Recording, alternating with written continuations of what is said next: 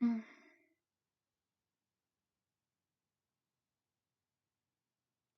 Capítulo 5. Percibiendo situaciones grupales. Distintas perspectivas teóricas. Situaciones grupales conflictivas. Comencemos reflexionando un momento acerca de lo que ocurre en los grupos en que participamos. De hecho, en nuestra vida cotidiana nos vemos involucrados muy frecuentemente en situaciones grupales, inmersos, por así decir, en distintos hábitats grupales. En medio de esta inmersión, vamos sintiendo determinadas emociones, captando u observando ciertas circunstancias o sucesos que llaman nuestra atención. Nos surgen reflexiones, deseos o impulsos, nos brotan ideas, etc. Así, por ejemplo, en medio de una polémica que se ha generado dentro de un grupo, nos sorprendemos pensando: me gustaría intervenir ahora para opinar sobre este tema, pero no me animo. Creo que no me prestarán atención. Cuando habla fulano, no lo deja hablar a sutano, que evidentemente quiere decir algo. ¡Qué manera de ocupar espacio! Me fastidia.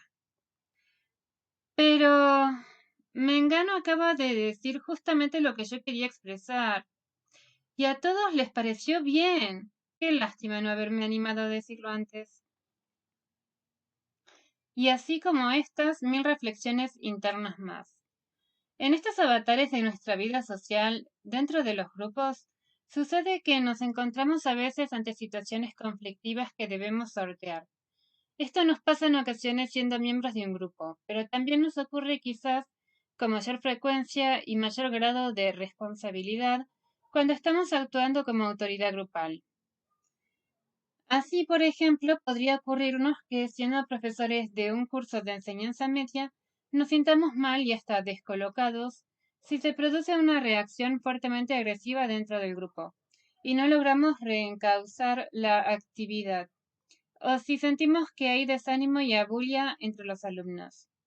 Podría ocurrir también que, siendo directores de una escuela, se plantee una situación conflictiva interna entre el personal, ante el cual debemos mediar, o un conflicto del personal con la propia dirección, por ejemplo, o que siendo padre o madre de familia se suscite una situación difícil entre nuestros hijos ante la cual debemos intervenir.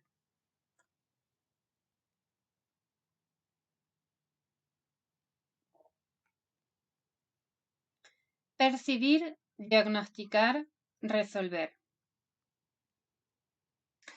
Ahora bien, frente a hechos de este tipo, para obrar acertadamente y sortear lo mejor posible la dificultad planteada, sería necesario cumplir los siguientes pasos.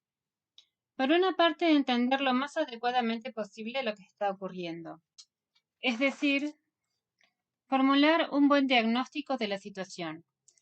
Luego, pensar o descubrir cuál es la conducta adecuada para superar el obstáculo. Esto es, pensar una acertada estrategia de resolución. Y por último, poder implementar de hecho esa conducta. Etapa del accionar práctico. El devenir de la vida cotidiana no es, por cierto, tan metódico. Sin embargo, aun cuando en la realidad estas etapas no se planteen en forma orgánica, diferenciada y consciente, de hecho, mientras vivimos estas distintas situaciones dentro de los grupos, percibimos y entendemos de un determinado modo los sucesos en que estamos involucrados. Y conforme con esta percepción e interpretación de los hechos, vamos ajustando nuestra conducta a ellos. Esto significa que una cierta intelección de los acontecimientos, cierta forma de diagnóstico implícito, existe siempre como sustrato de nuestro accionar en la tentativa de resolución de situaciones conflictivas. Pero será importante acá reconocer que nuestra interpretación y aún nuestra percepción misma de los hechos no es nunca objetiva, no es neutra o aséptica, sino que está penetrada o mediatizada por nuestras emociones, por nuestras vivencias y también por nuestro marco conceptual y valorativo y por nuestros supuestos básicos subyacentes. En lo que respecta a la manera de percibir lo grupal, por ejemplo, es probable que la persona que nunca ha reflexionado sistemáticamente sobre estos temas no alcance a ver al grupo como una totalidad o como un sistema, y atribuye lo que va pasando sobre las conductas individuales o la personalidad de los miembros que están interactuando en él. Esto se debe básicamente al marco conceptual de interpretación de la realidad, a lo que podríamos llamar el paradigma implícito o los supuestos subyacentes que en la medida en que son ingenuos permiten captar solo aquello que resulta evidente u obvio.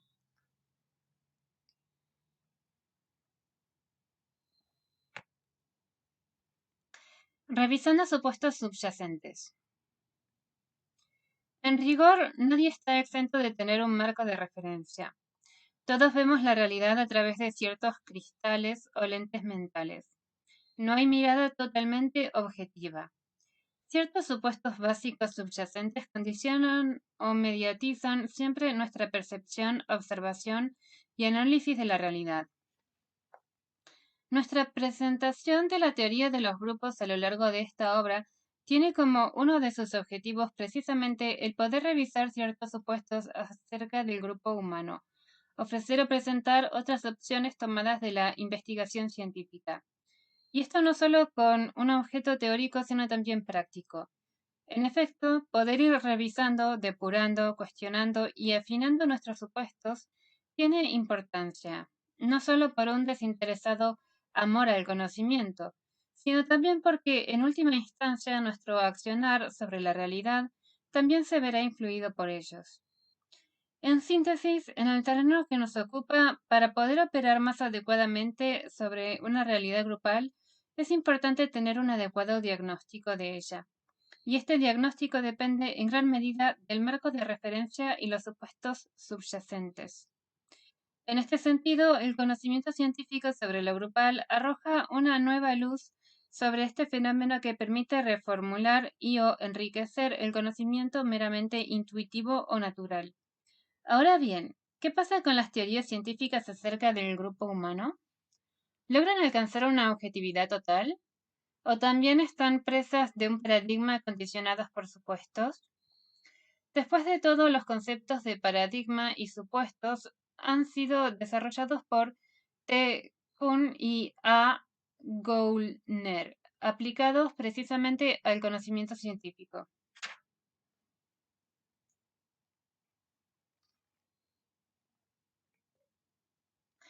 En el caso de las teorías científicas, la mirada sobre el objeto del conocimiento gana en reflexión, en capacidad de análisis, en confrontación con otras teorías, y también en el hecho de que muchas veces el conocimiento se sustenta en la observación sistemática, en trabajos experimentales donde se controlan las variables y donde se procura poner a prueba ciertas hipótesis de trabajo. Todo esto no garantiza, sin embargo, totalmente la verdad u objetividad del conocimiento, pero lo va depurando y permite aproximaciones conceptuales de más ajustadas. De hecho, la historia del conocimiento científico es la historia de esta búsqueda. ¿Qué pasa con el conocimiento científico acerca de la grupalidad?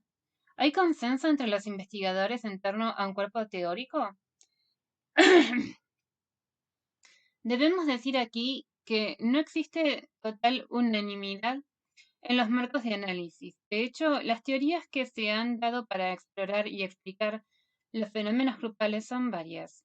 En efecto, existen dentro de las ciencias que se ocupan de estos temas distintas corrientes que han propuesto diferentes marcos teóricos para el análisis del fenómeno grupal.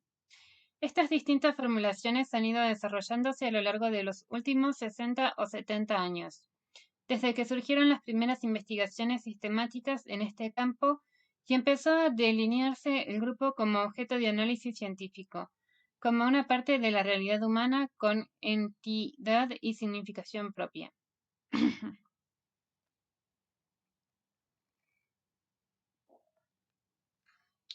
Es importante puntualizar que estas diferentes perspectivas teóricas no son siempre entre sí necesariamente antinómicas o incompatibles. En algunos casos pueden llegar a ser mutuamente complementarias, enriquecerse unas con otras, pero sea como fuere, ellas ponen el énfasis o el foco del análisis en aspectos o facetas distintas del objeto que estudian, y en función de ese énfasis construyen incluso su terminología, de modo tal que los conceptos ordenadores o ejes estructurantes varían de una a otra y los aportes o descubrimientos más importantes que cada uno de ellos hizo a la comprensión de estos fenómenos son distintos.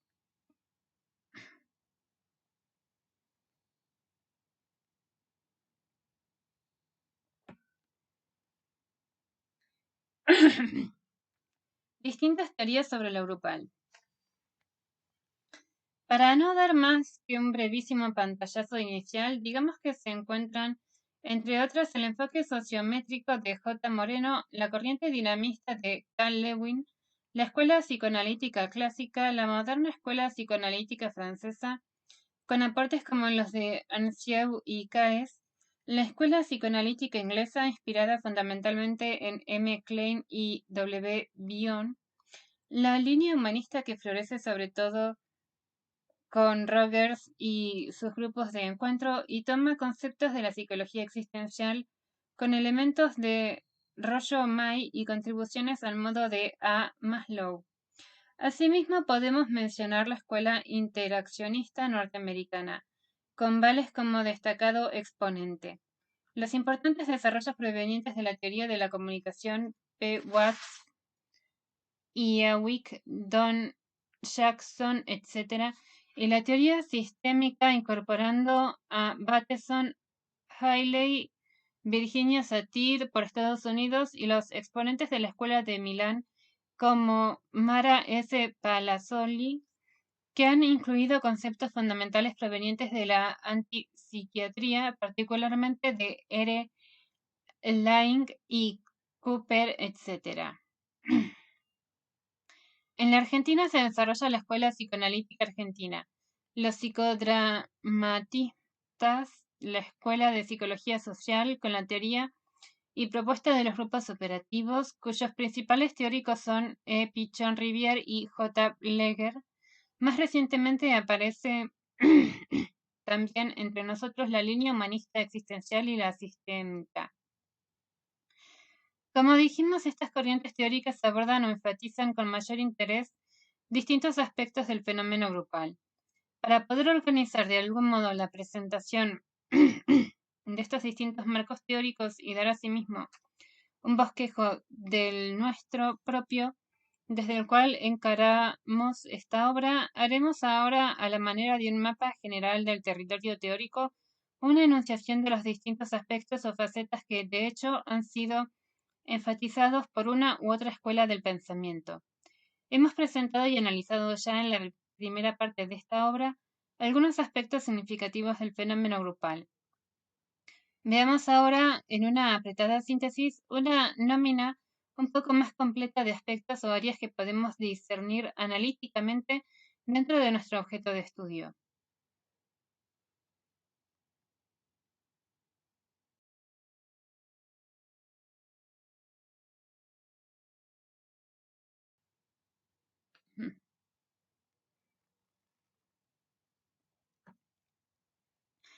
Aspectos o áreas del fenómeno grupal. Mapa o punteo de variables por analizar. A continuación, detallamos nuestra propuesta de sistematización de aspectos o áreas del fenómeno grupal. 1. Aspectos referidos a la autoridad, el liderazgo y el poder dentro del grupo.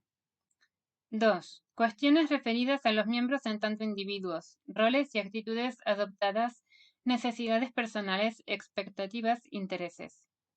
3. Los temas o asuntos del grupo como institución o superestructura.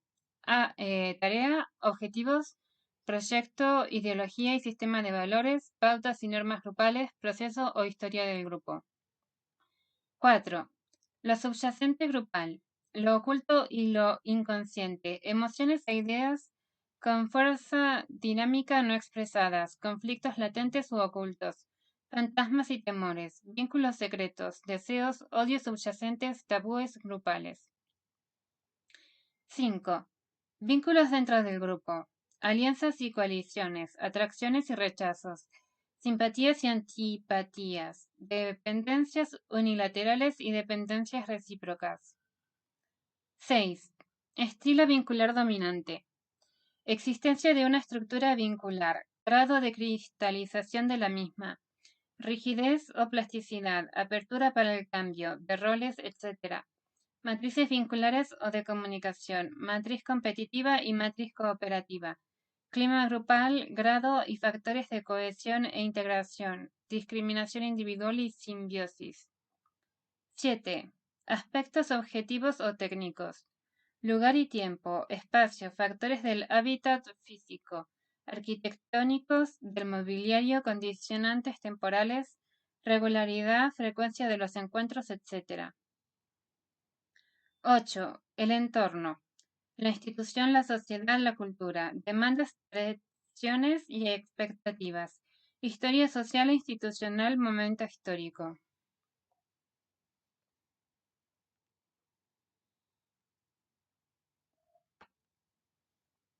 La dinámica del grupo.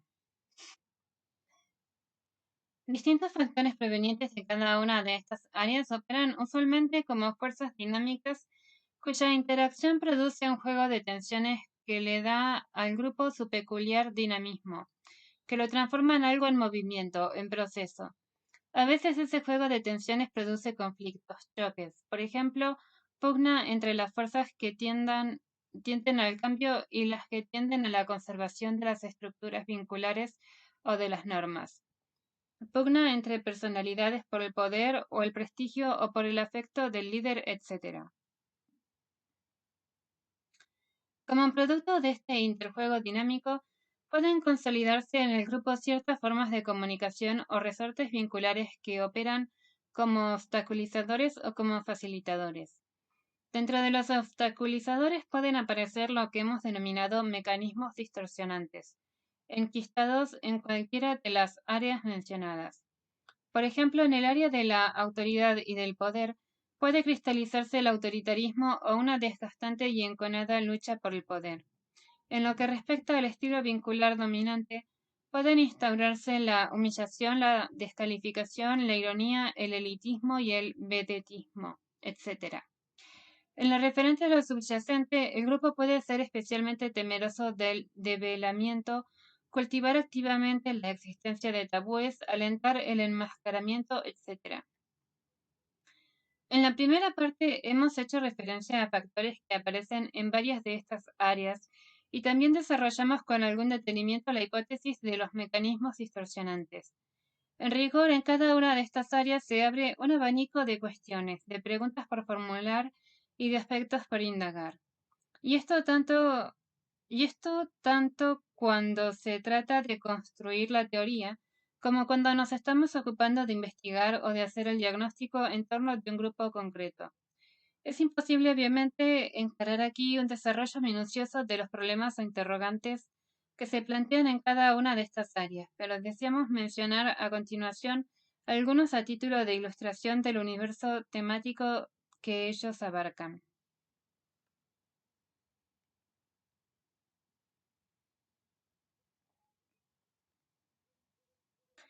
Variables e interrogantes en cada área.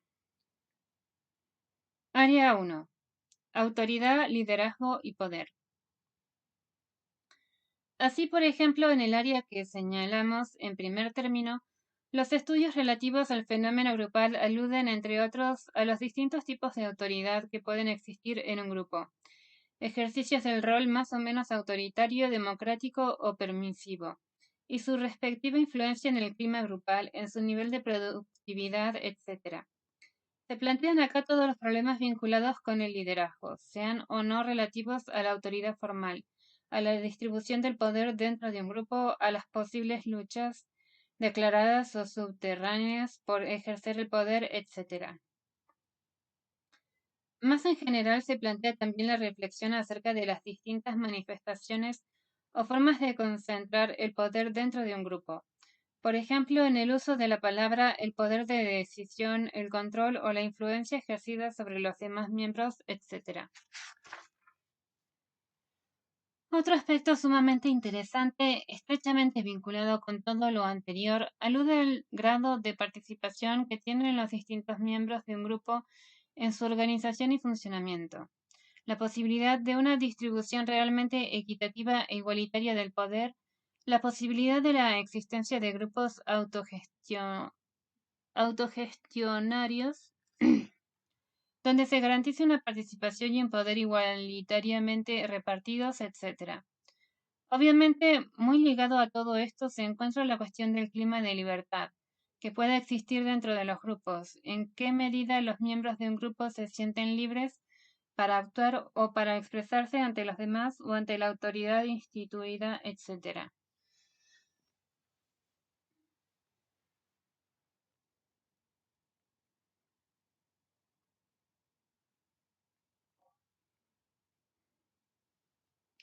Área 2. Miembros del grupo. Roles, actitudes, necesidades. En esta área se plantea una gran cantidad de cuestiones referidas a los miembros del grupo en lo que hace a sus personalidades singulares, a sus expectativas y necesidades, y a las modalidades más usuales de comportamiento que asumen dentro del grupo.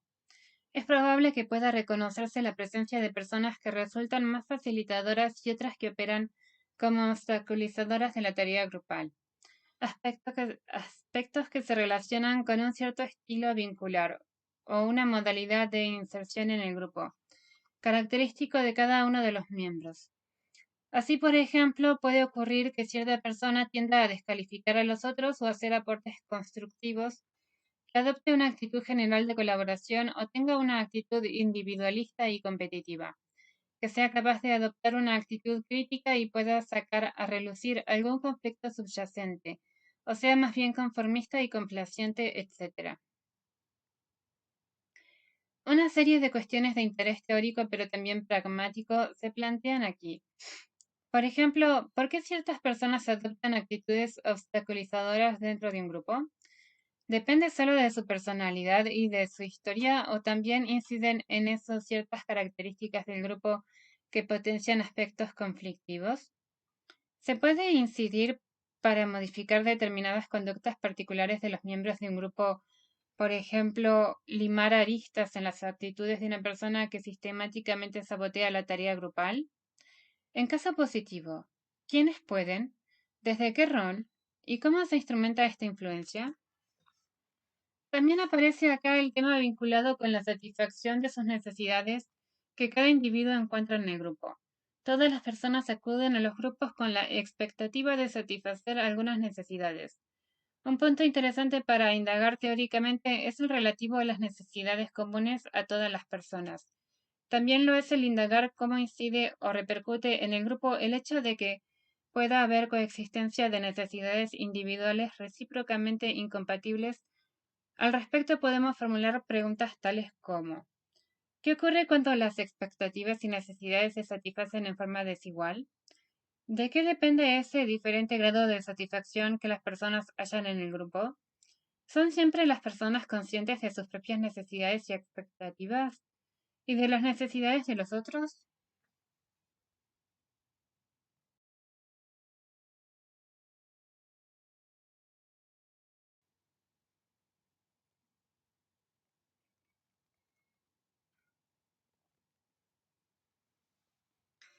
Área 3. Tarea, objetivos, normas. En cuanto al área 3, aparecen temas referidos a la tarea y a los objetivos grupales. Cuestiones muy importantes son las relativas al consenso o al interés común por el logro de ciertos objetivos y la realización de determinadas tareas. Importa determinar si el grupo se propone cumplir una tarea, si es esta compartida y deseada por todos o para algunos resulta impuesta. Si está dirigida a obtener un producto que aportará beneficios para todos por igual o habrá una distribución desigual de los beneficios. Si hay un objetivo realmente común a todos o solo objetivos parcialmente compartidos y eventualmente en mutua oposición, etc. Todo esto ha de tener su repercusión e incidirá en el clima grupal y en el comportamiento de sus miembros. Otro tema de gran importancia vinculado con este es el relativo a una posible pugna o conflicto de intereses dentro del grupo. Así pueden formularse frente a un grupo particular preguntas tales como ¿existen intereses en conflicto? En caso positivo, ¿es esta pugna abierta y declarada o subyacente y oculta? ¿Es irresoluble? ¿Intrínseca a la naturaleza misma del grupo, su composición, sus objetivos? ¿O es solo producto de problemas vinculares circunstanciales de ciertas actitudes individuales susceptibles de ser modificadas, etcétera?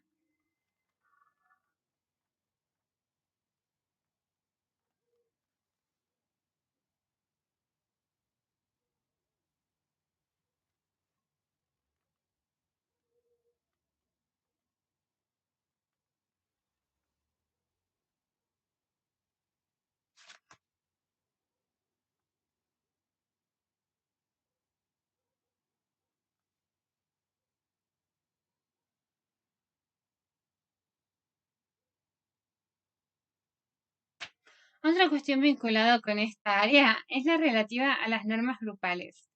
Todo grupo tiene una cierta normativa, ciertos códigos de conducta y de lenguaje. Una indagación teórica que puede echar luz sobre la dinámica de un grupo es la que vincula la normativa con la historia del grupo y con los factores de poder, a saber, cómo se gestaron las normas dentro del grupo, qué relación tienen con la historia grupal, fueron impuestas por una autoridad o fueron encontradas a través de un proceso de autorregulación grupal con la participación de todos los miembros. ¿Hay alguna normativa única o hay normas en pugna que luchan por imponerse? En relación con este tema aparece también el de la ideología del grupo, acerca de la cual pueden formularse parecidos interrogantes.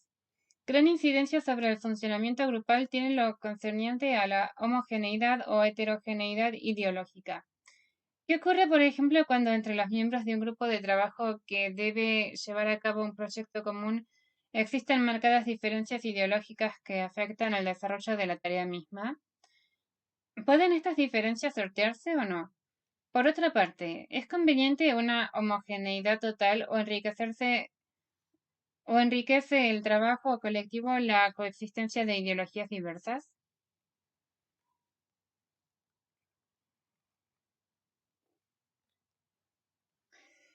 Área 4. El mundo de lo subyacente dentro del grupo. Ubicamos en esta área los factores que inciden en el grupo pero que no se hallan explícitos, sea por tratarse de circunstancias que algunos conocen pero que mantienen ocultas, por temor al conflicto o por algún otro tipo de inhibición, sea porque permanecen sumergidas en el plano de lo inconsciente y desde allí operan o ejercen su presión sobre el grupo. Ubicamos también en el área de lo subyacente aquellos contenidos psíquicos que, sin ser totalmente inconscientes ni plenamente conscientes, permanecen en una zona de penumbra por falta de esclarecimiento o análisis abierto por parte del grupo.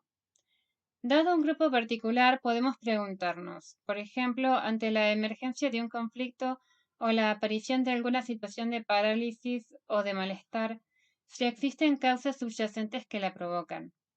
¿Querrá el grupo o al menos la mayoría de sus miembros intentar una toma de conciencia colectiva? ¿Tendrá sentido intentar un sinceramiento individual que pueda favorecer el esclarecimiento grupal del conflicto? ¿Qué efectos tendría tal sinceramiento en un momento dado de la situación grupal? Algunas cuestiones teóricas de sumo interés vinculadas a esta área serían, por ejemplo, el establecer diferencias entre el sinceramiento individual, relato de lo secreto o de lo que se mantenía oculto, el del velamiento grupal, esto es la tentativa de esclarecimiento colectivo de lo subyacente a partir de la complementación de los testimonios individuales y la interpretación o develamiento de los contenidos inconscientes por parte de un profesional formado dentro de un encuadre psicoanalítico. Hemos de volver sobre esta importante cuestión más adelante.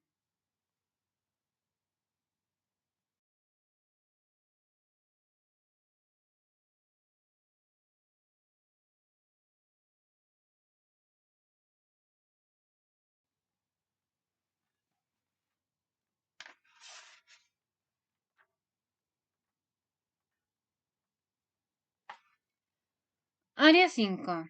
Vínculos. En este ámbito se plantea el tema de las relaciones interpersonales entre los miembros del grupo, tipo e intensidad de los vínculos, afectos, calidad de los afectos, simpatías y rechazos, posibles alianzas y coaliciones, posible oposición a situaciones conflictivas entre subgrupos, el reparto afectivo dentro del grupo, existencia posible de miembros que reciben importantes muestras de simpatía y afecto y otros que son sistemáticamente rechazados o marginados. Cambios a lo largo de la historia del grupo en lo que respecta al juego vincular, etc. Algunas cuestiones teóricas generales que se plantean en esta área serían las siguientes. ¿Son absolutamente normales e inevitables dentro de los grupos los juegos de atracciones y rechazos? ¿Y las coaliciones? ¿Y la marginación? ¿Puede y o debe un coordinador grupal mantenerse al margen del juego afectivo?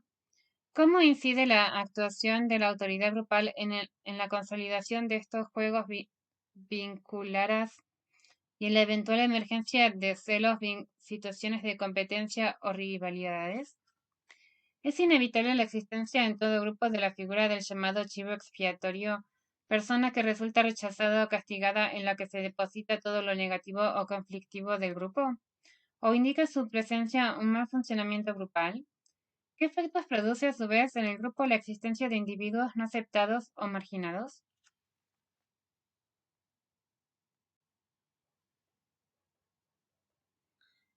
Área 6. Estilo vincular dominante. Un tipo de cuestiones que pueden formularse en este ámbito frente a un grupo dado se refiere a la índole del clima grupal prevaleciente en él.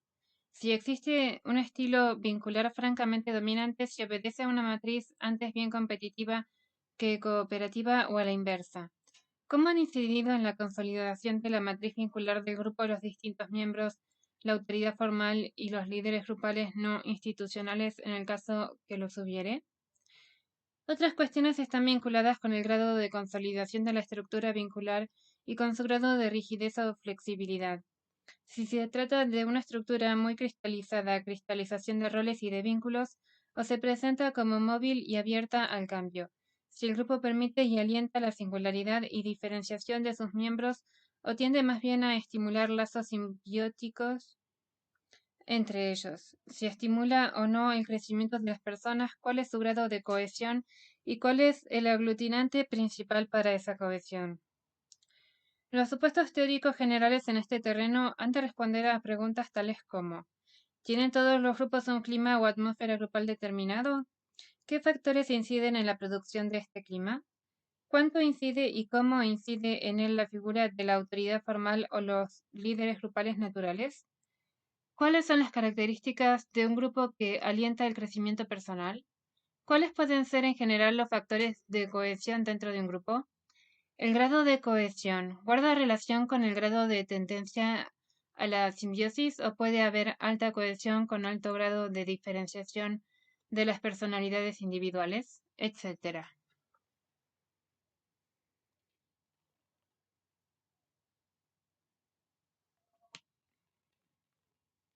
Área 7. Aspectos objetivos de la realidad que condicionan al grupo. De lo que se trata aquí es de describir las circunstancias objetivas que caracterizan a un grupo determinado.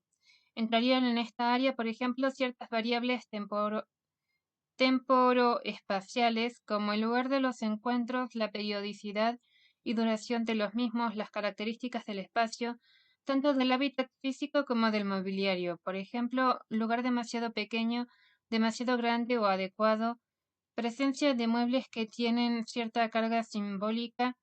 Por ejemplo, si se trata de una familia, puede ser significativa la presencia de muebles antiguos con una connotación afectiva peculiar, si se trata de un aula, asientos fijos o móviles, etc.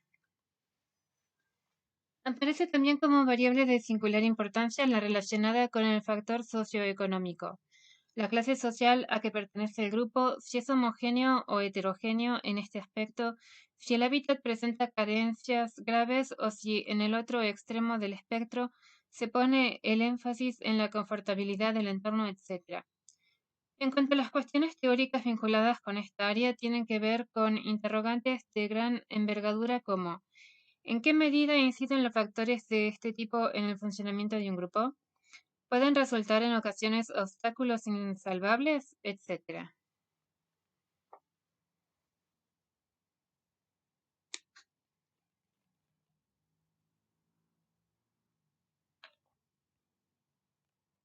Área 8. El entorno. Ante un grupo concreto cuyo funcionamiento o características queremos indagar, podemos preguntarnos acerca del entorno, si pertenece o no a alguna institución y en tal caso, cómo se inserta en ella. Por ejemplo, en forma adaptativa y con aceptación de su ideología o en forma crítica y contestataria. Como ven cómo ven las autoridades de la institución a este grupo y su autoridad en caso de que la hubiere, si el grupo recibe valorización y reconocimiento institucional o resulta mal visto y descalificado dentro de la institución, etc. Esto puede plantearse, por ejemplo, con un curso o división dentro de la enseñanza media, con una sección dentro de una repartición pública, con una parroquia determinada dentro de la Iglesia Católica, etc. Incluso en el ámbito familiar, en relación con una familia nuclear, una pareja con su hijo pequeño frente a la familia más amplia, abuelos, tíos, etc. Podemos también indagar cuáles son las expectativas o demandas del entorno sobre el grupo, si le dan libertad o se imponen pautas muy restrictivas, si hay presiones muy grandes para cumplir determinados objetivos o realizar ciertas tareas que son resistidas por el grupo, si hay diferencias entre los miembros en cuanto a su grado de aceptación del marco institucional, etc. Dentro de las cuestiones teóricas generales aparecen problemas o interrogantes tales como: ¿puede sustraerse un grupo a su entorno? Si es esto posible, ¿en qué medida y de qué depende? ¿Es válido intentar crear un microclima de cierto bienestar o progreso en un grupo enclavado en un entorno, institución, sociedad global que no lo estimula? ¿Es posible? ¿Es saludable? ¿Puede incidir un grupo en su entorno o la incidencia es siempre unidireccional del entorno del grupo?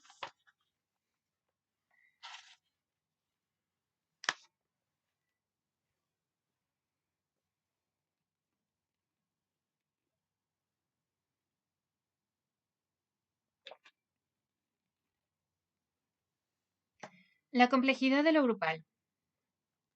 La sola enunciación de estas cuestiones e interrogantes muestra a las claras la complejidad del fenómeno grupal y lo simplista de ciertas interpretaciones o análisis que pueden hacerse desde supuestos poco discutidos o elaborados.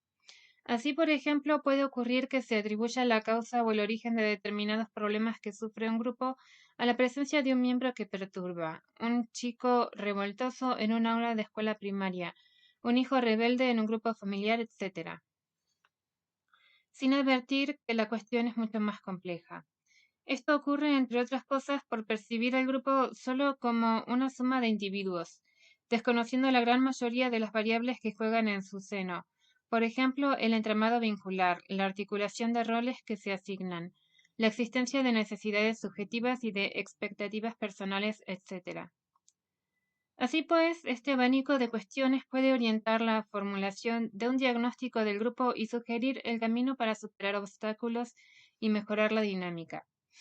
Aunque todo esto no es en sí mismo una condición suficiente, porque además hay que tener una adecuada disposición, una actitud realmente favorable y también un cierto de entrenamiento práctico para operar con lo vincular. El reconocimiento de estas áreas como zonas diferenciadas no implica en modo alguno que se trate de compartimientos estancos, sin interacción mutua. Esta diferenciación se hace solo a los efectos del análisis, pero de hecho las interacciones son permanentes y no hay tal hiato en la realidad. Podría mencionarse multitud de casos de entrecruzamientos de variables o confluencia de áreas. Así, por ejemplo, puede ocurrir que por una presión que viene del entorno, área 8, un grupo se vea impelido a marginar a uno de sus miembros, área 5, quien a su vez adoptará una actitud peculiar, propia de esa marginación, área 2. Puede incidir en esto cuestiones vinculadas con lo ideológico, área 3, que pueden ser o no subyacentes, área 4, y así sucesivamente.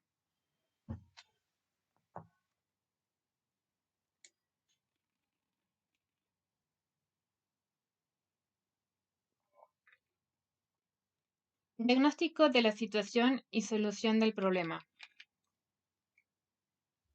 Algunos párrafos antes hemos hablado del diagnóstico y de la solución de los problemas que aparecen en los grupos.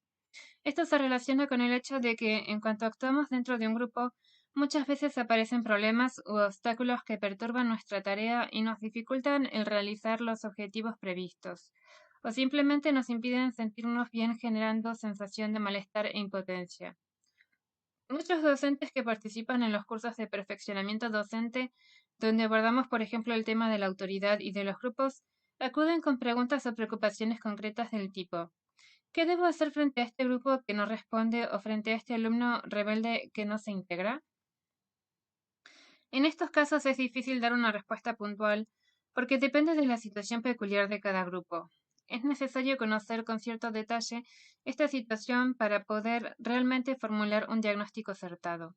Sin embargo, es cierto que existen algunos problemas que resultan relativamente típicos, que se repiten o suelen presentarse en determinados tipos de grupos. El conocimiento de estos problemas típicos que suele reiterarse puede ayudar a formular hipótesis, si bien éstas tienen que ser suficientemente flexibles como para cambiarlas en caso de que no resulten adecuadas. Por otra parte, hemos dicho ya que uno generalmente se formula sus propias hipótesis acerca de las causas del problema, hipótesis que suelen ser producto de nuestra experiencia previa y también de nuestro esquema conceptual subyacente y de nuestros supuestos básicos implícitos. Estos esquemas teóricos subyacentes nos llevan, entre otras cosas, a seleccionar áreas y a escoger ciertas variables como significativas y relevantes.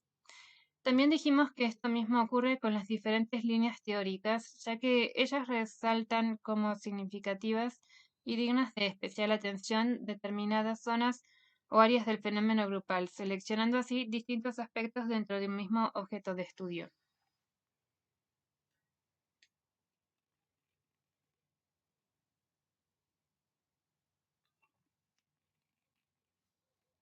Énfasis teórico en distintas áreas. Veamos ahora muy brevemente los distintos desarrollos que algunas corrientes teóricas mencionadas más arriba han aportado, enfatizando unos u otros aspectos del fenómeno grupal. J. Moreno descubre el tema de las afinidades y rechazos interpersonales y la fuerte incidencia que estos fenómenos tienen en el funcionamiento grupal. Sienta con esto las bases de la sociometría y crea el sociograma como técnica para ponderar estos aspectos. Implementa asimismo el psicodrama como técnica para provocar cambios a través del juego alternativo de roles, etc. Elton Mayo destaca por su parte el tema del clima grupal, la moral del grupo, como condicionante de su dinámica y aún de su grado de productividad. Estudia la influencia de ciertos fenómenos grupales en el rendimiento de una empresa. Cal Lewin aplica el concepto de estructura y dirige su penetrante mirada de investigador al juego de fuerzas o tensiones que regulan el campo psicológico del grupo, imprimiéndole su particular dinámica. Fue el primero en hablar de dinámica de grupos como la ciencia o disciplina encargada de estudiar el comportamiento grupal.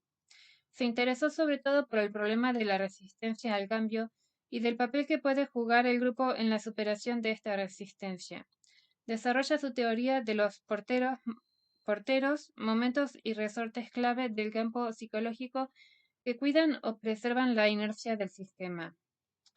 A su vez, los pensadores provenientes de la vertiente psicoanalítica tejen su urdimbre teórica con los delicados hilos conceptuales destinados a descubrir y describir el inconsciente en lo grupal. Centran su análisis en los sustratos subyacentes del grupo y aplican a él algunas de las categorías clásicas de la psicología profunda.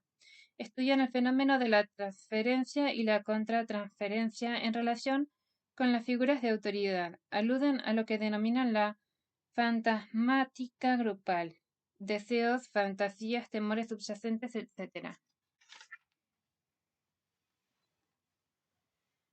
W. R. Bion desarrolla su teoría de los supuestos básicos grupales, los de dependencia, ataque-fuga y apareamiento, reacciones grupales inconscientes defensivas frente a la ansiedad que, según esta línea de pensamiento, inspirada en parte en M. Klein, produce la situación grupal, en general como herramienta para develar lo inconsciente. Hacer explícito lo subyacente se utilizará la interpretación en el sentido psicoanalítico del término. La escuela interaccionista norteamericana de R. F. Bales pone énfasis en los roles que cumplen los distintos miembros del grupo y centra el análisis en su interacción. C. Rogers genera, con su actividad y su reflexión dentro de la psicología humanística, la corriente vinculada con los grupos de encuentro. Percibe el grupo como una importante ocasión para el crecimiento personal, donde las personas pueden satisfacer necesidades usualmente negadas o postergadas, al menos en la medida en que el grupo pueda promover el encuentro, en el sentido de comunicación profunda que le atribuye a este término M. Buber. Así se van abandonando las máscaras y barreras que usualmente dificultan la comunicación. Decae la presentación de una imagen y de los roles estereotipados propios de la vida social, y la gente puede reconocerse y tocarse en su condición humana profunda. La teoría sistémica de lo grupal introduce en el análisis del grupo algunas categorías de la teoría general de sistemas y de la teoría de la comunicación, el concepto de interdependencia, los circuitos de comunicación, los niveles de comunicación, las alianzas y coaliciones, etc. Sus desarrollos teóricos y sobre todo sus aplicaciones prácticas saludan mayoritariamente al tratamiento del grupo familiar. En la Argentina, la teoría de los grupos operativos de P. Rivière, fiel a su precedencia psicoanalítica, pone énfasis también en lo subyacente, indagando el nivel de lo manifiesto o explícito en interacción con el nivel de lo latente o implícito y la incidencia de éste sobre aquel.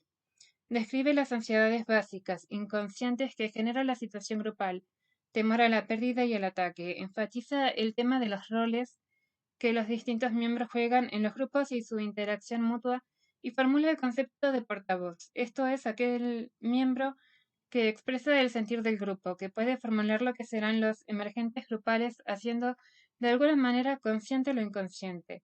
Alude en forma especial a lo que llama ejes grupales de horizontalidad, lo vinculado con la historia del grupo, y de verticalidad, lo vinculado con la historia individual de los miembros. Son estas algunas de las corrientes y pensadores que han aportado su perspectiva teórica al tema que nos ocupa. Cada una de ellas construye el andamiaje conceptual desde el cual sus seguidores han de percibir, describir y explicar el fenómeno grupal.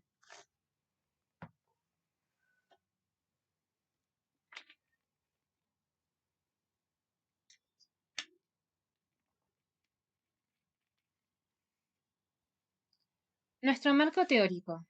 Enfoque humanista integrativo. Ahora bien, llegados a este punto, podemos preguntarnos, ¿desde dónde practicamos y proponemos nosotros en la presente obra nuestro análisis del fenómeno grupal?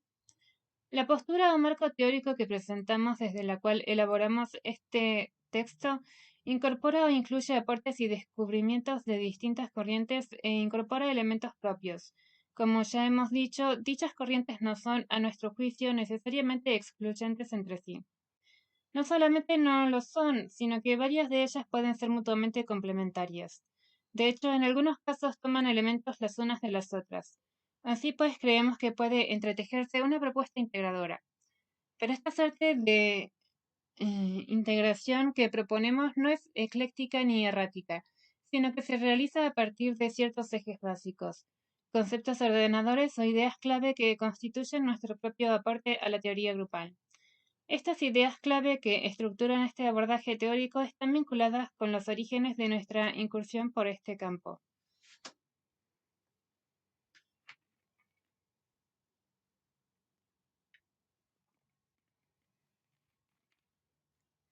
Un poco de historia. Es menester relatar aquí, aunque solo sea muy brevemente, la génesis de nuestro proceso de teorización. Ella surge no solamente a partir de una reflexión sistemática, sino también y principalmente de una búsqueda práctica y experimental para realizar un trabajo concreto de capacitación docente. La idea inicial fue encontrar una forma de trabajo grupal con los docentes que pudiera servir como real instrumento de perfeccionamiento pedagógico, produciendo una un aprendizaje profundo, significativo y no exclusivamente intelectual, sino, sino que comprometiera a la persona toda. Con esa inquietud fuimos plasmando junto con A. M. Pérez Aguirre de Sorocinski y Montserrat de la Cruz un curso de perfeccionamiento docente a través de un trabajo grupal sui generis que realizamos en 1978 en el Centro Regional Bariloche de la Universidad Nacional del Comahue y que luego vino a constituirse, de hecho, en nuestra primera experiencia piloto. En este primer trabajo se prolongó por 2 años y 3 meses. Este primer trabajo se prolongó por 2 años y 3 meses y tuvo una resonancia y una significación muy peculiar. Para los profesores participantes, para nosotras como equipo coordinador y también para la institución misma. Esto promueve la realización de una gran cantidad de experiencias afines en otras instituciones y otros lugares de nuestro país y se consolida con un proyecto de investigación científica que contó desde 1985 con el aval del CONICET, Consejo Nacional de Investigaciones Científicas y Técnicas, y del IIC, Instituto de Investigaciones en Ciencias de la Educación de la Facultad de Filosofía y Letras de la Universidad Nacional de Buenos Aires.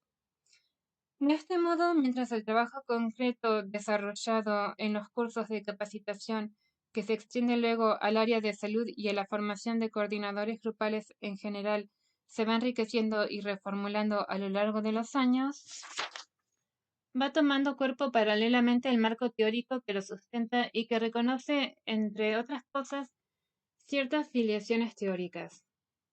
Nuestro trabajo se ha ido plasmando pues desde estas dos vías de abordaje que se realimentan recíprocamente. Por un lado, un abordaje práctico y aplicado que implica una propuesta de construcción de grupos ad hoc para realizar trabajos de reflexión y capacitación.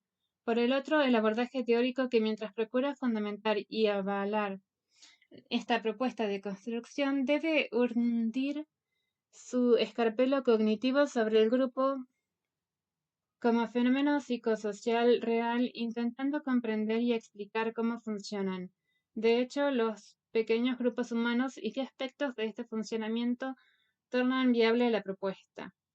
Ahora bien, tanto en la propuesta práctica constructiva como desde el marco teórico elaborado podemos definir nuestra línea como humanista integrativa.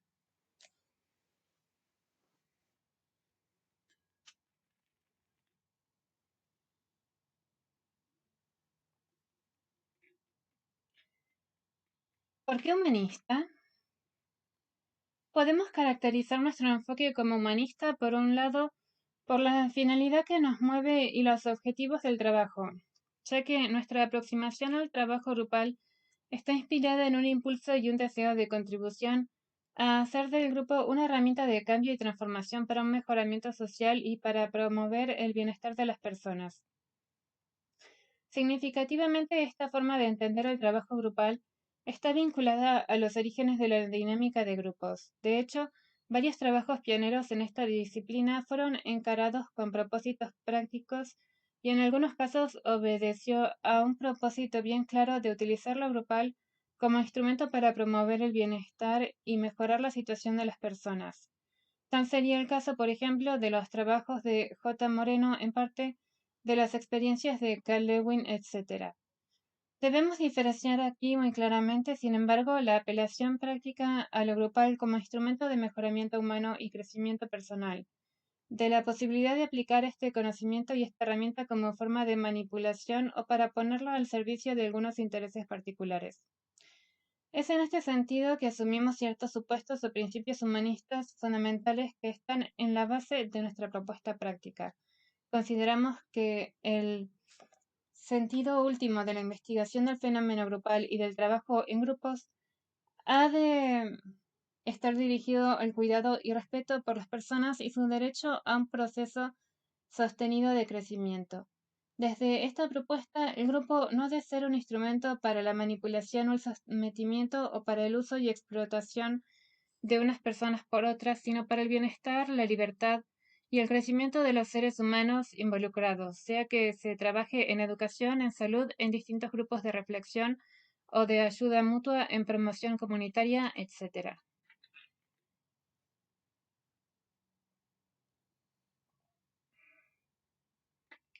Nuestro abordaje reconoce pues una cierta concepción antropológica y también una ética comprometida, la asociada con el derecho a la satisfacción de las necesidades humanas básicas, el derecho y la posibilidad de la participación igualitaria y democrática dentro del grupo, la reivindicación del encuentro y la mutua confirmación como vías de la comunicación interpersonal, línea filosófica de M. Buber y C. Rogers.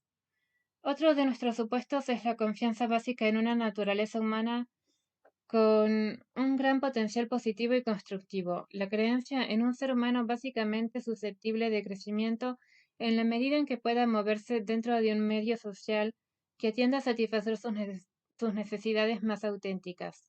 Todo lo cual nos entronca con pensadores tales como Eric Fromm, Ashley Montagu, Abraham Maslow, Rollo May, Viktor Frankl y el propio Carl Rogers, todos ellos vinculados al humanismo antropológico contemporáneo. También tomamos como creencia fundamental la potencialidad del grupo, en tanto grupo sano como herramienta fundamental para el crecimiento personal y social. La búsqueda teórica sistemática se ha visto guiada en gran parte por los postulados ético-antropológicos que acabamos de enunciar. Las primeras formulaciones de nuestro marco teórico comienzan así con las ideas asociadas al bienestar o malestar dentro del grupo y al posible crecimiento personal o parálisis del mismo que el grupo puede provocar en sus miembros.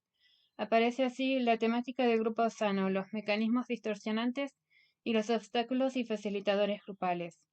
Tomamos como eje central la temática de las necesidades más generales que las personas tienden a satisfacer dentro de los grupos, que les permiten consolidar su autoestima entre ellas, la necesidad de recibir confirmación y aceptación.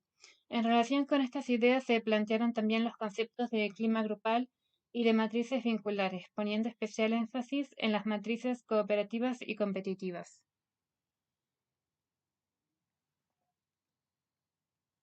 En cuanto al ejercicio de la autoridad dentro del grupo y a la propuesta de coordinación grupal, realizamos un abordaje más centrado en el factor humano que en los aspectos o manejos técnicos. Ponemos nuestro lente de análisis sobre los aspectos actitudinales que desde la coordinación van expresando ciertos mensajes de valorización o descalificación, de aceptación o de rechazo, contribuyendo a modelar un cierto estilo vincular y un determinado clima grupal. Rescatamos así la incidencia dentro del funcionamiento grupal de la calidad del vínculo humano que se establece y del mensaje implícito que se va irradiando desde la coordinación. Es en este sentido que consideramos que nunca la tarea de un coordinador grupal es aséptica. Lo que él es como persona y lo que experimenta o siente en el ejercicio de su rol y sus propósitos frente al grupo se trasunta y transfiere al grupo de alguna manera. Esto nos hace introducir como tema de análisis teórico la puntual. eh, Esto nos hace introducir como tema de análisis teórico puntual las actitudes, su efecto sobre lo vincular y también los factores que condicionan la aparición de determinadas actitudes. Ver esquema del iceberg en el capítulo 7, página 138. En cuanto a otros factores o aspectos que condicionan el funcionamiento grupal y su proceso dinámico, consideramos importante que dentro de este marco general que acabamos de enunciar, se explique en cada una de las áreas mencionadas, de la primera a la octava, cuando de indagar lo ocurrido en un grupo particular se trata.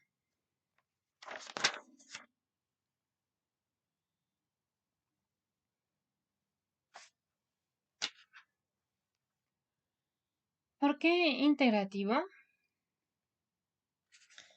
En segundo lugar, queremos señalar que nuestro enfoque representa una propuesta de integración en diversos sentidos. A.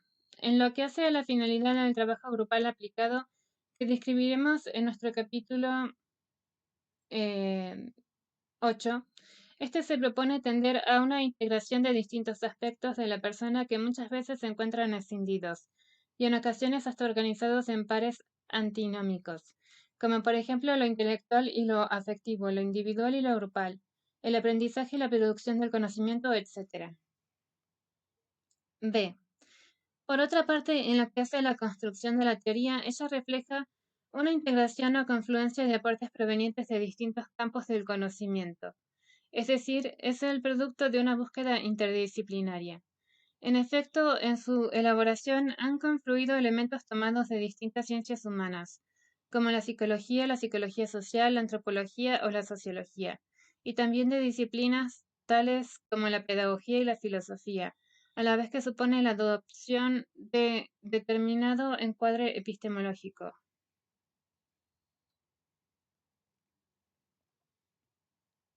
C. También representa una confluencia de distintas corrientes de pensamiento dentro de cada uno de estos campos.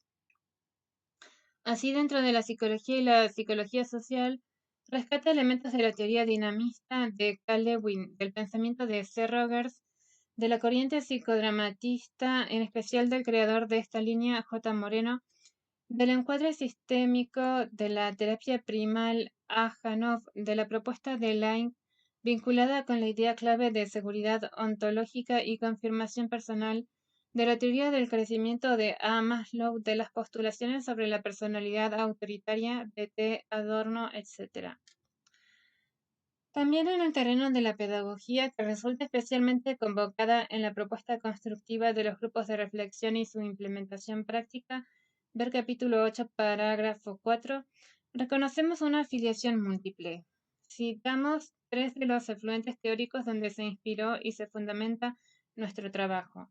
En cuanto a la importancia de la actividad creadora por parte del que aprende y por su planteo de la educación como enriquecimiento de la experiencia, nos sentimos deudores con el pensamiento pionero de J. Dewey y de la llamada Escuela Nueva.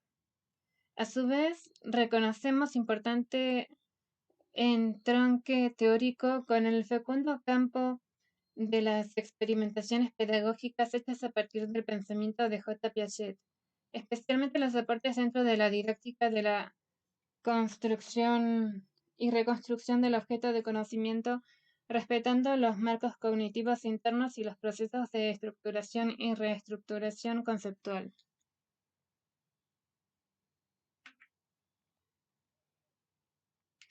Asociamos esta línea teórica con nuestra propuesta dentro de los grupos de reflexión de una búsqueda de resignificación y reestructuración del conocimiento previo, que se generará a partir de un trabajo conjunto sistemático y crítico. Reconocemos, por otra parte, una fuente importante de inspiración en el pensamiento de Paulo Freire, que postula la educación como proceso de toma de conciencia de la propia identidad, de la percepción no enajenada de la realidad y de las raíces cognitivas personales como punto de partida para una relación distinta, liberadora con el conocimiento.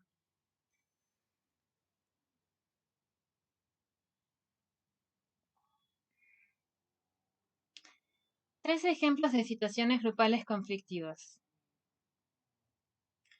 Volvamos ahora al tema del diagnóstico o análisis de las situaciones grupales conflictivas, tema que encabezó el presente capítulo y nos condujo a revisar distintas perspectivas teóricas.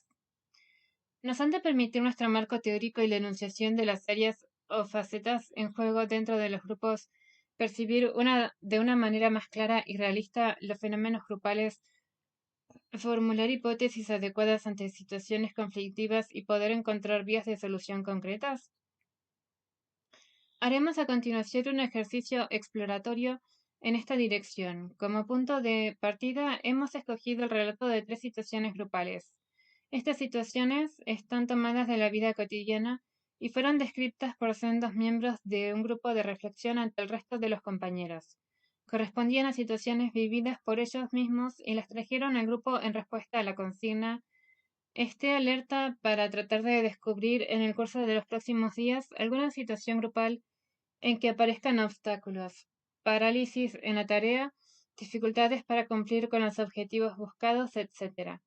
Si vive alguna situación así o asiste a ella, descríbala por escrito para compartirla luego con el resto del grupo. Una vez relatadas estas situaciones, intentaremos analizarlas a la luz de los conceptos trabajados.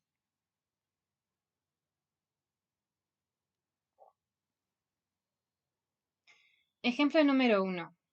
Grupo de clase universitaria. Se trata de un grupo de estudiantes en la Facultad de Arquitectura que se hallaba cursando la materia Diseño. La clase se encontraba bajo la coordinación de una docente de la cátedra, Josefa R., y una licenciada en psicopedagogía, miembro del equipo de asesores pedagógicos de la institución, Marilyn S., quien se hallaba cumpliendo una experiencia de trabajo junto con la cátedra y por otra parte fue quien trajo el relato a nuestro grupo. Ambos docentes habían interactuado con el grupo de alumnos desde el comienzo del curso. El grupo en general funcionaba bien y no había dificultades. El clima habitualmente era cordial y fluido y las tareas se cumplían sin obstáculos. En la clase a que nos vamos a referir, a los alumnos tenían que encarar el diseño de una planta para un jardín de infantes en un terreno cuyas características ya conocían. El diseño no había de implementarse en la realidad, se realizaba solo como práctica proyectiva. De todos modos, era muy importante que fuera correcto y tuviera las características de un proyecto por realizarse. Anteriormente, ese mismo grupo había realizado sin dificultades el diseño de la planta para un jardín maternal. En esta clase el grupo no podía concentrarse en la tarea. Ponía objeciones y surgían dificultades, se encontraban trabados. Finalmente surgió una crítica. Nosotros ya hemos diseñado un jardín de infantes. ¿Vamos a repetir lo mismo? Marilyn explica la diferencia funcional entre uno y otro tipo de institución. Los estudiantes, al comprenderlo, asintieron y retomaron el trabajo. Pero nuevamente sin éxito. Surge un nuevo reclamo de los alumnos. Ese terreno no era el adecuado a su juicio. Consideraban que estaba mal elegido, que no cumplía con las condiciones mínimas para el proyecto que se les pedía. La docente acepta la objeción y les pregunta si tenían otra propuesta de terreno donde desarrollar el diseño. Contestaron que sí, que había uno adecuado, frente a la algodonera. La docente y Marilyn les pidieron que tomaran una decisión respecto del terreno y les aseguraron que si elegían el que se encontraba ubicado frente a la algodonera, lo iban a desarrollar allí sin problemas porque ellas hablarían con el titular de la cátedra y se harían responsables del cambio. Además, conociendo al titular, garantizaban que no se opondría al cambio si surgía el consenso del grupo y lo consideraban más apto y conveniente.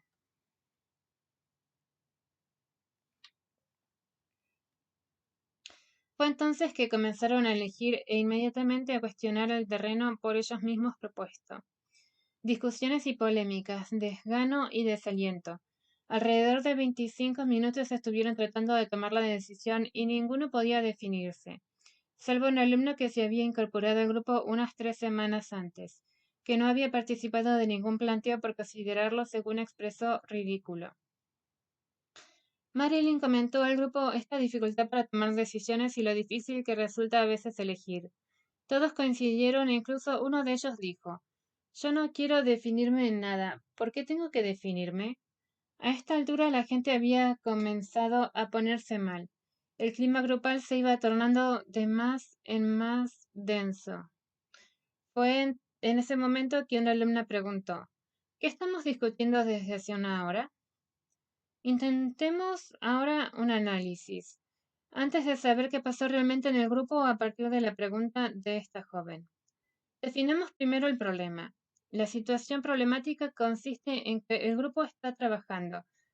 La tarea no puede plasmarse, no se cumplen los objetivos deseados y empieza a manifestarse un malestar colectivo.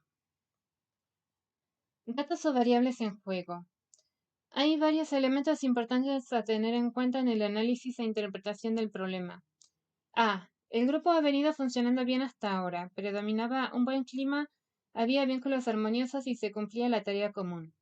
B. Esto hace pensar que no existe en el grupo conflicto de intereses, que no se haya instalado estructuralmente la existencia de intereses en pugna. La tarea en principio convoca a todos. C. Tampoco parece haber un enfrentamiento esencial o permanente con la coordinación que haya venido alterando el clima grupal. Sobre esta base podríamos formular la hipótesis de que hay algo presionando desde lo subyacente, algo relativamente nuevo que de alguna manera irrumpió en el grupo en esta reunión o en las últimas reuniones. En el caso de que hubiera algún conflicto subyacente, parecería tratarse de un asunto compartido. No parece haber nadie que lidere el malestar. La molestia se encuentra algo así como difundida, impregnando al grupo.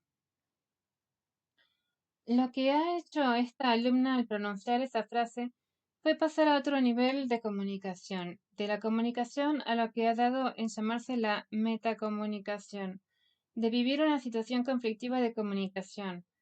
Propone el pasaje a observar o mirar qué es lo que está ocurriendo, a reflexionar sobre los hechos.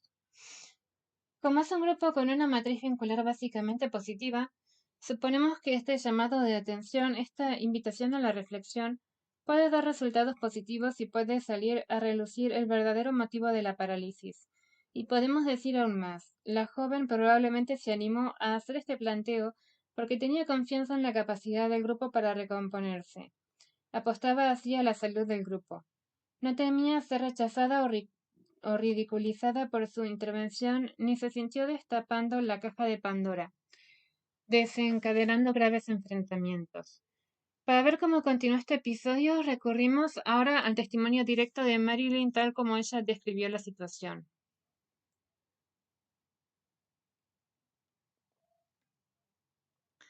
Yo retomé la pregunta y dije, ¿qué asunto queremos tratar desde hace una hora? Hubo entonces un sinceramiento masivo, impulsado en primer lugar por uno de los subgrupos de trabajo, que manifestó su bronca por la devolución de un trabajo práctico al cual ellos le habían dedicado mucho tiempo consultando diversas fuentes bibliográficas y que no había sido bien evaluado por la docente. En efecto, ella había manifestado que no era suficiente el trabajo realizado, porque si bien había información abundante, no existía una elaboración satisfactoria en función de la consigna.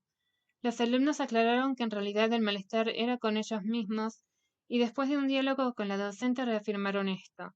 A continuación, varios alumnos dijeron que estaban un tanto molestos por por el nuevo integrante del grupo, porque el grupo eran ellos y también les molestaban algunas actitudes que había tenido este nuevo alumno. Este planteo fue hecho por las chicas del grupo con mucho cuidado y respeto. Los, los varones que participaron actuaron con respeto, pero con poco cuidado. El alumno en cuestión dijo que él era bastante mayor que ellos y que no compartía muchas cosas que ellos hacían, pero que iba a tener en cuenta la forma de decirlo.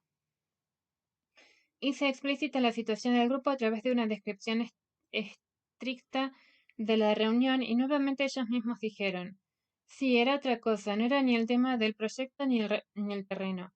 A partir de todo esto y a pesar del poco tiempo que quedaba, se pudo desarrollar en un buen clima la tarea prevista. El relato muestra cómo logró revertirse la situación a partir de una toma de conciencia colectiva y un esclarecimiento de los motivos del conflicto.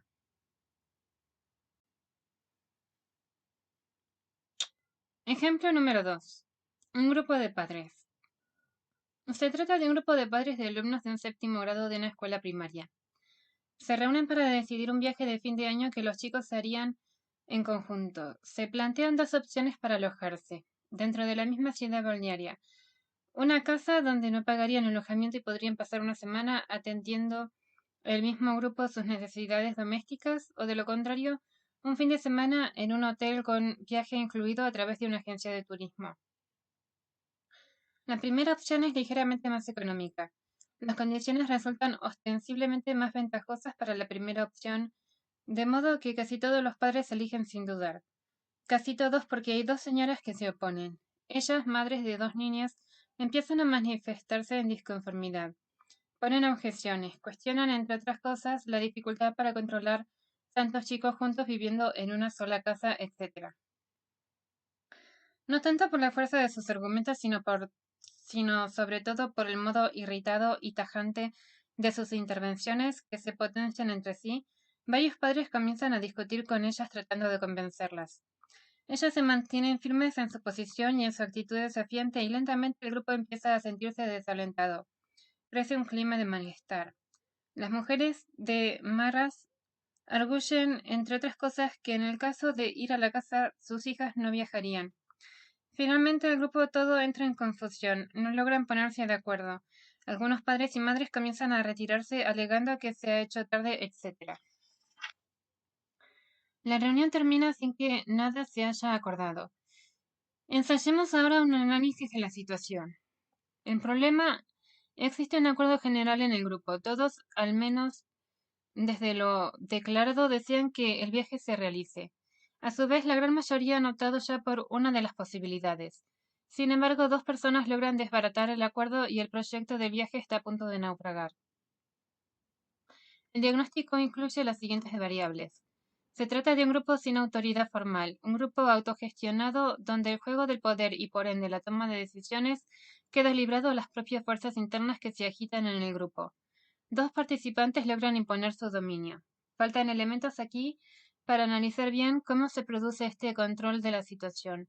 Aparentemente, estas dos personas han constituido una alianza para modificar la decisión de la mayoría o tal vez inconscientemente para sabotear la realización misma del viaje.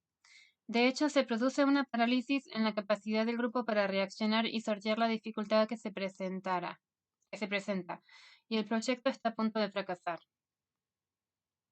La resolución del problema. Acá resultaría difícil tal vez apelar a una toma de conciencia por parte del propio grupo de lo que ocurre en él, como sucedió en el caso anterior, no solo por la falta de práctica y de encuadre adecuado, sino porque existirá obviamente resistencia a explicitar los verdaderos motivos del conflicto. Además, el conflicto tal como se presenta parece irreductible, posiciones inconciliables. Sin embargo, si se pudiera crear un buen clima y estas personas pudieran explicitar sus temores en un entorno no hostil, sino de cierta continencia, tal vez hallaran entre todos una solución satisfactoria. Lo que ocurrió en la realidad fue que los padres se reunieron posteriormente, sin la presencia de los dos miembros disidentes, para organizar una estrategia más orgánica en vistas a una segunda reunión, donde lograron neutralizar la oposición. El viaje se realizó y fue satisfactorio, solo que las dos chicas en cuestión no viajaron con sus compañeros.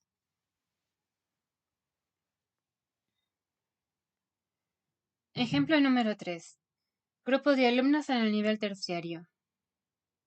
En este caso, el grupo en cuestión está constituido por alumnos de primer año de un instituto de formación de profesores de enseñanza elemental, nivel terciario.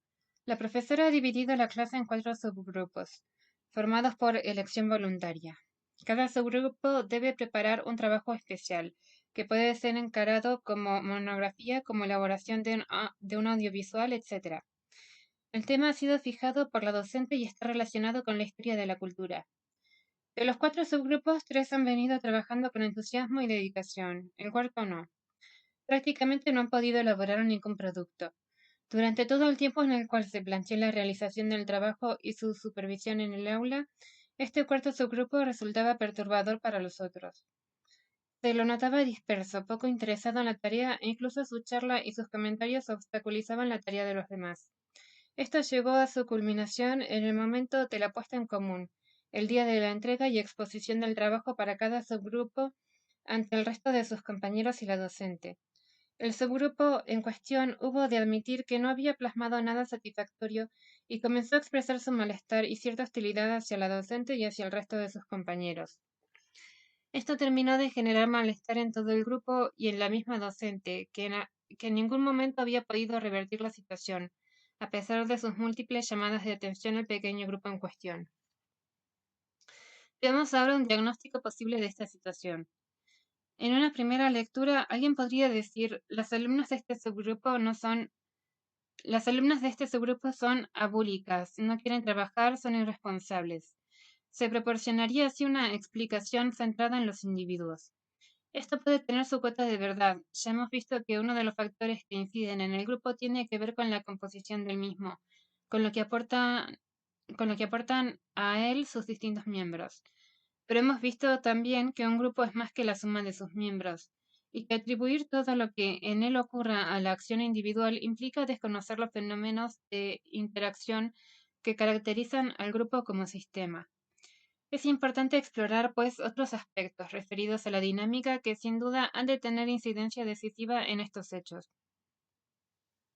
Revisemos algunas hipótesis posibles.